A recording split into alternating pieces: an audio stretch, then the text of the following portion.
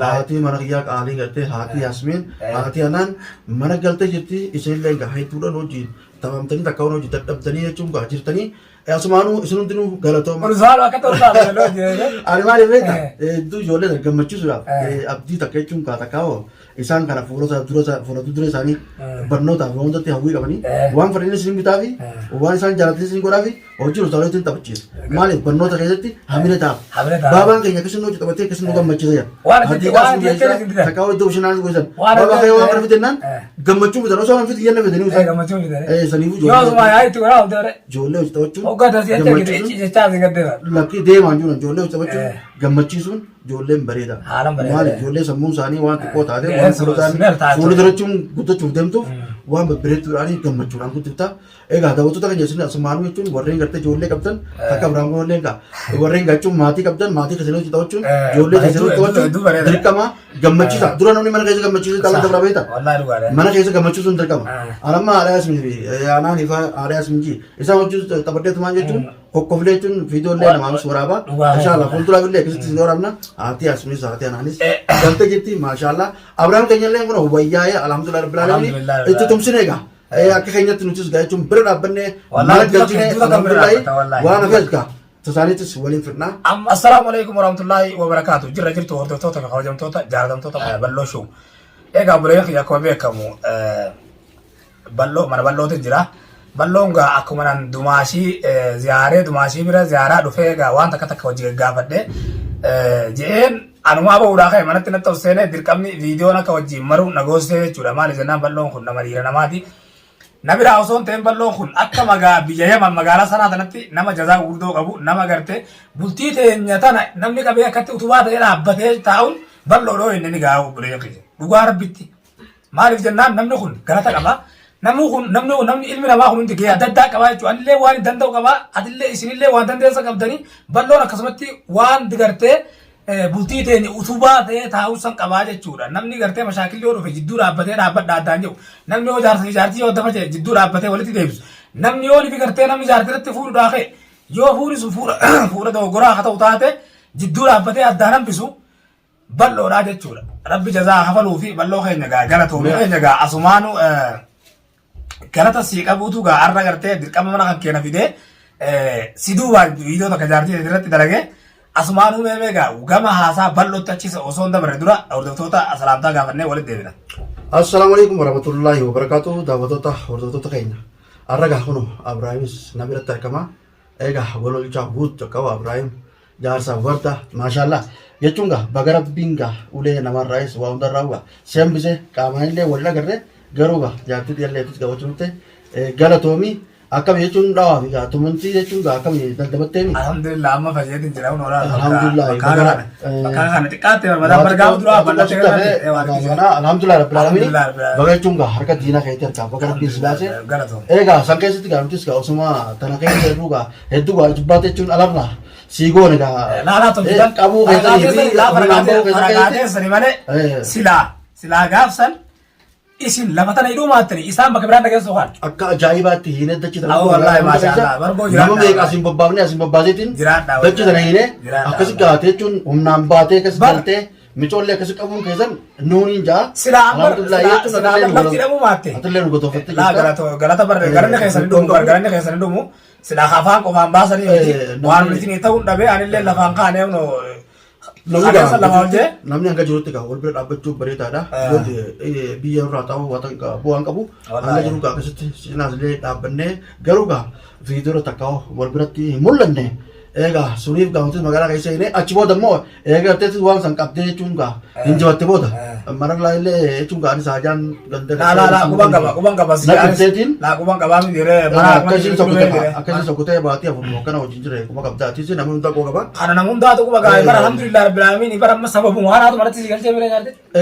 Akkasi dhukkubnaan jaartitti akkasi dhukkubnaan garuu baatu waan fayyaan taa'u jirti yoo fayyadallee agaltu jeetiin jala dheeyinee naaf yoo dandeetullee galinne kadhanne namni gaa waan haasatti ta'eef namni amma kun beektaa haasatti nama jiru taa'ame dhalaalee adda addaatiif dheetullee haasatti nama jiru taati garuu dhoorkanii garuu waa guugas garuu ni deemti jendeeti anis gaa ilmaan kiyya bira dhiiseetu gaa egaa cinqameetu wajjin jechuun jiraatu jira san keessatti gaa jechuun haati mana kiyyaa gaa bakka isin sokkotee jirtutti bakka gartee mucaa isaanii sanitti dhukkubee akkas dhageenyaan gaa qaxxatu ijoollee biyyaa fuudhee dhaqee si dhukkubaa ka'e karma naaf maaliif gaa manni yaalaa kun bareedaadha mana yaalaa uffuu geessine olloonuu amaliyaan du'anii ta'uteeti hiikattee amaliyaa biraa barbaadde maatis wayitu aadaa keessadha akkasitti gaa lamada kashaa jechuun waa hunda guu amaliyaa barbaadde naan gosumaan gaa amaliyaas waa hunda guune guyyaa jimmataa gaatu nu garte guyyaa achirraa alhamdulillahi rabbil aalamiin eegam fayyite manatti galchine daawwattoota keenya asumaanuu gaa waan takka takka jechuun rabbiin beektaa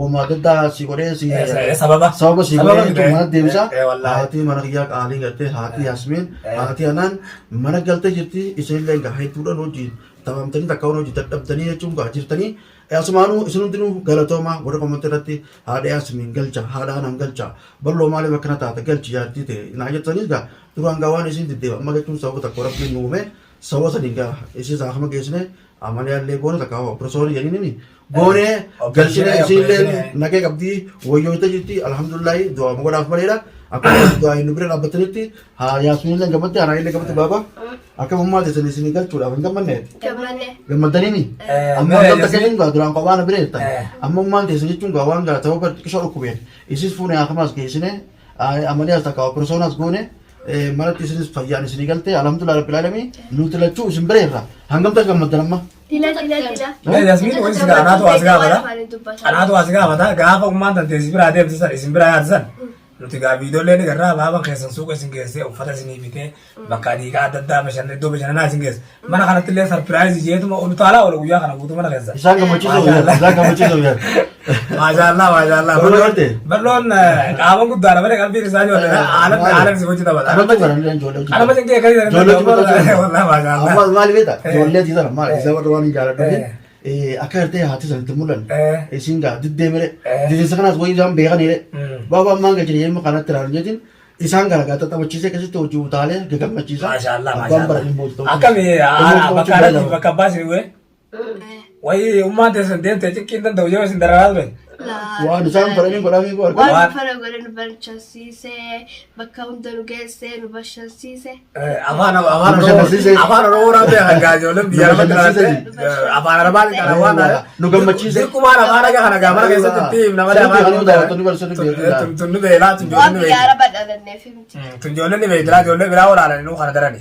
Egaa hordoftoota hojjamtoota kiyya arra bal'oo biratti argamna gaa bal'oon noo gammachuun isaa ni sasseeqa arra durillee nu sasseeqa Ana garuu ni fari fuulli isaa wayi dibattee Abo waliin gammachuu kana waliin maali haati mana kiyyaa akka qaalin akka walfiyaan abdullee mana galuudhaan haati Yaasmiin haati Anaan mana galuudhaan sababa gartee dhukkubee manatti nu galtu kanaan ana galchine kanaan anis gaa hedduu takkaan ijoollee tanaa jecha gammade haati bira jiraatee abbaanis bira jiraachuun waan bareedaa daawwattoota keenya sadeechaan gaa anis akkan gammada hangaan duraan gammadu san diran ulii gammadee viidiyoo isin waraabuus qophiidha hedduu ol taa'itiin ijoollee tanillee gammachiisa maal naan jalli beektaa hayi abbaan ijoollee dukkan kan taphatu abbaa kiyya nyaatichuuti jedhee hedduu komantii naa dabalee beektaa isaan kana gammachiisuufiin abbaan ijoollee taphachuun bareeda bara garii maal naan jee na balleessa abbaan keenya jechuun hojii taphatu wayii ijoollee nu beektaa hoggana hojii taphatu abbaa karaa gaarii